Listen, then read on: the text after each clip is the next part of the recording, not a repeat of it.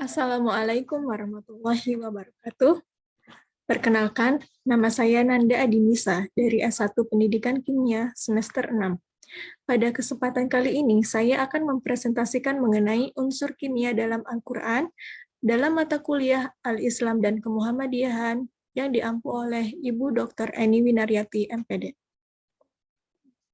Unsur kimia dalam Al-Quran. Sejak manusia pertama menginjakan kakinya di bumi, Adam dan Hawa hingga sekarang manusia secara perlahan mempelajari apa yang mereka lihat, mulai dari permukaan bumi yang datar, bergunung-gunung, hutan, lautan, hingga meneliti material atau unsur kimia yang menyusun rumah kita ini. Semua unsur memiliki peranannya masing-masing demi berlangsungnya kehidupan di bumi, baik itu benda mati dan makhluk hidup. Semua disusun oleh sejumlah unsur. Misalnya, pada tubuh manusia tersusun atas beberapa jenis unsur. Yang dominan antara lain adalah oksigen, karbon, hidrogen, nitrogen, kalsium, dan fosfor. Begitu pula dengan bumi, terdapat ratusan jenis unsur kimia yang menyusun relief permukaan dan isi perut bumi. Sampai saat ini, jenis unsur yang telah ditemukan manusia sekitar 118 buah. Untuk unsur yang pertama yang akan saya jelaskan adalah hadid atau besi. Unsur kimia pertama yang muncul dalam kitab Al-Quran adalah besi. Bahkan nama unsur ini disebutkan dalam nama sebuah surat, yaitu Al-Hadid. Tentunya hal ini bukan ketidaksengajaan. Pasti ada rahasia besar di balik penamaan sebuah surat dengan menggunakan salah satu elemen kimia dalam tabel periodik yang bernama besi atau ferum dengan simbolnya Fe. Nah, untuk lebih jelasnya, perhatikan kutipan dari salah satu arti dari ayat Quran Surat Al-Hadid ayat 25. Sesungguhnya kami telah mengutus Rasul-Rasul kami dengan membawa bukti-bukti yang nyata dan telah kami turunkan bersama mereka Alkitab dan neraca keadilan supaya manusia dapat melaksanakan keadilan. Dan kami turunkan besi yang padanya terdapat kekuatan yang hebat dan berbagai manfaat bagi manusia, supaya mereka mempergunakan besi itu dan supaya Allah mengetahui siapa yang menolong agamanya dan rasul-rasulnya, padahal Allah tidak dilihatnya. Sesungguhnya Allah Maha Kuat lagi Maha Perkasa. Quran Surat Al-Hadid ayat 25. Nah, jika dilihat secara sepintas, surat di atas hanya menerangkan besi sangat bermanfaat bagi kehidupan manusia saja. Namun, apabila dibaca lebih teliti dan dipahami kata demi kata, ada penggalan kata ilmiah yang berbunyi, dan kami turunkan besi. Nah, penggalan kata ini berarti unsur kimia ini turun dari langit atau besi bukan mineral asli dari bumi. Kok bisa? Nah, pernyataan Al-Quran ini tidaklah asal-asalan atau bohong. Secara ilmiah, memang besi diturunkan dari langit. Seorang profesor dari NASA menyatakan logam besi yang ditemukan di bumi berasal dari bintang-bintang raksasa di angkasa luar. Nah, secara umum, logam berat di alam semesta dibuat dan dihasilkan dalam inti bintang-bintang raksasa. Sedangkan bintang dalam sistem tata surya kita, misalnya matahari, bukan kelompok bintang raksasa. Ketika umur bintang raksasa mencapai akhir, mereka memiliki dua opsi, meledak menghamburkan semua mineralnya atau supernova, atau menjadi black hole. Nah, jika opsi pertama terjadi, maka semua material bintang raksasa ini akan berhamburan menjadi benda-benda angkasa liar atau meteor-meteor. Nah, meteor yang mengandung besi ini nantinya bergerak mendekati bumi yang waktu itu masih muda, dan terjadilah tabrakan hebat. Nah, nantinya meteor ini melebur bersama menjadi bagian bumi saat ini. Kemudian yang kedua adalah unsur kimia oksigen. Nah, unsur kimia satu ini adalah teman sejati manusia, dimanapun dan kapanpun selalu dihirup. Nah, yaitu oksigen. Nah, oksigen ini merupakan unsur paling melimpah ketiga di alam semesta setelah hidrogen dan helium. Jika melimpah, juga melimpah di kedua planet, di planet bumi setelah besi. Nah, karena peranannya sangat penting dalam kehidupan, mungkin eksistensinya terlewatkan dalam Al-Quran. Nah, berikut beberapa kutipan ayat yang menyinggung keberadaan oksigen. Pertama, pada Quran Surat Al-An'am ayat 125 yang artinya, siapa yang dikehendaki Allah menunjukinya, niscaya dia melapangkan dadanya untuk memeluk Islam. Siapa yang dikehendaki Allah kesesatannya, niscaya dia menjadikan dadanya sesak lagi sempit, seolah-olah sedang mendaki ke langit.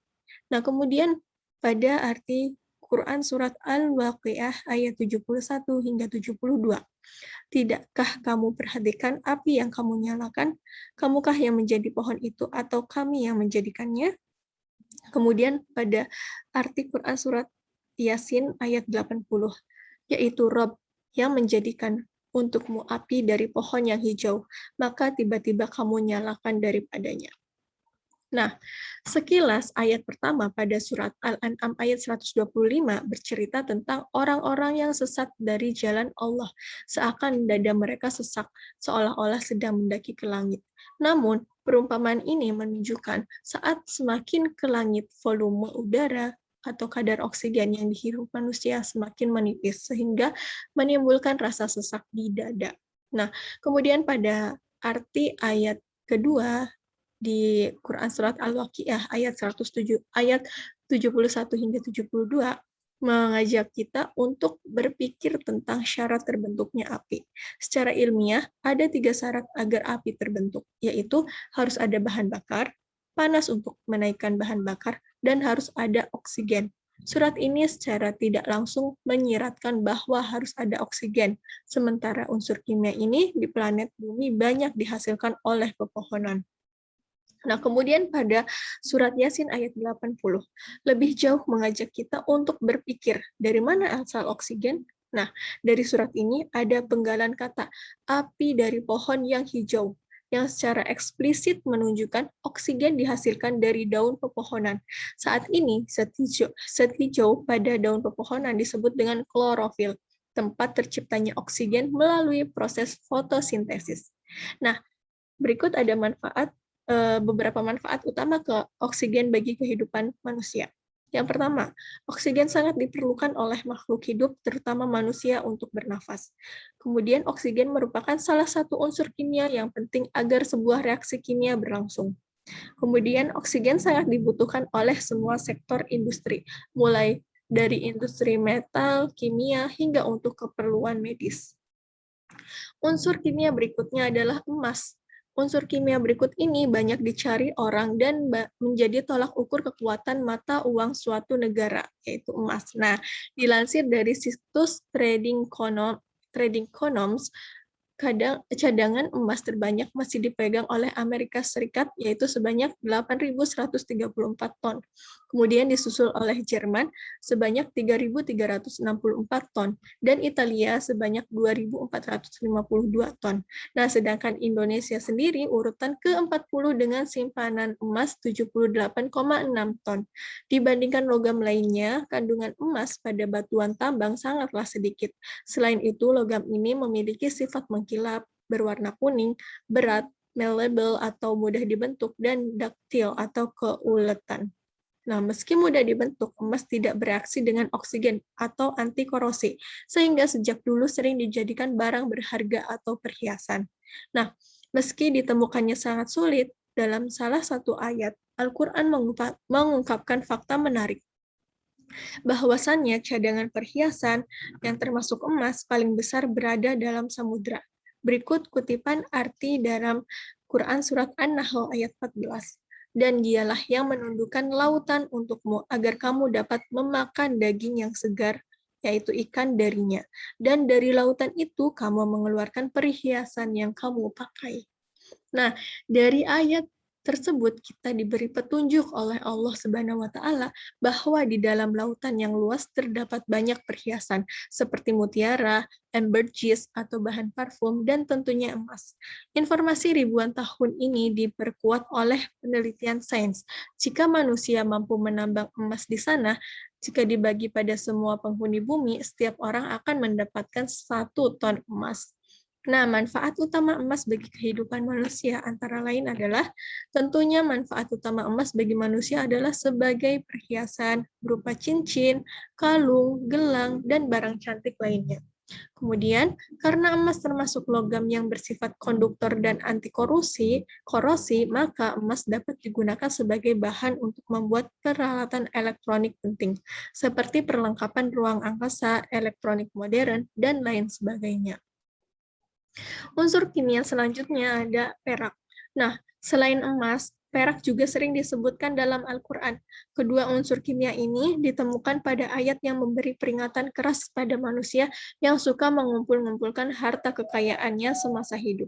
Ditemukan juga pada ayat yang menggambarkan kenikmatan yang diterima penghuni surga. Nah, ini ada arti dari dua surat, di mana yang pertama ada arti dari Quran surat Al-Insan ayat 21. Mereka memakai pakaian sutra halus yang hijau dan sutra tebal dan dipakaikan kepada mereka gelang terbuat dari perak dan Tuhan memberi kepada mereka minuman yang bersih. Kemudian arti pada surat At-Taubah ayat 35, pada hari dipanaskan emas perak itu dalam neraka jahanam, lalu dibakar dengannya dahi mereka, lambung, dan punggung mereka, lalu dikatakan kepada mereka, inilah harta bendamu yang kamu simpan untuk dirimu sendiri, maka rasakanlah sekarang akibat dari apa yang kamu simpan itu. Nah, jika diperhatikan pada ayat pertama, timbullah pertanyaan, kenapa perhiasan penghuni surga atau gelang terbuat dari perak bukan emas? Jawabannya tiada lain adalah karena perak memiliki beberapa keunggulan dibandingkan emas. Apa saja keunggulan perak yang dibandingkan oleh emas? Berikut penjelasannya. Berdasarkan penelitian, ternyata perak memiliki kemampuan untuk membasmi bakteri yang terdapat dalam air, karena perak dapat memancarkan radiasi. Nah, itu alasannya kenapa perlengkapan makanan keluarga kerajaan terbuat dari perak. Kemudian, unsur kimia ini juga mampu memantulkan cahaya secara maksimal, sehingga sering digunakan untuk membuat cermin di laboratorium fisika. Perak juga mampu menyebar gelombang nirkabel dan radio secara baik di masa depan. Perak diperuntukkan sebagai bahan untuk membuat atap dan peralatan lainnya yang mampu menyimpan energi matahari berupa teknologi sel surya. Nah, yang bisa kita pelajari pada kali ini ialah kita memperoleh kebenaran dari kutipan Al-Quran dan firman Allah ini, kemudian menuntun kita kepada kebaikan dan menambah derajat keimanan kita. Nah, terhindar dari sifat-sifat orang kafir. Salah satu sifat orang kafir adalah mengingkari kebenaran Allah dan kebenaran Al-Quran. Dengan berusaha senantiasa melaksanakan tadabbur Al-Quran, ini artinya berupaya sekuat tenaga agar tidak meniru maupun menyerupai orang-orang kafir. Terima kasih, sekian presentasi dari saya. Mohon maaf apabila ada kekurangan dan ada salah kata dalam penuturan ucapan pada presentasi kali ini. Billahi fisabilil haq, fastabiqul khairat. Wassalamualaikum warahmatullahi wabarakatuh.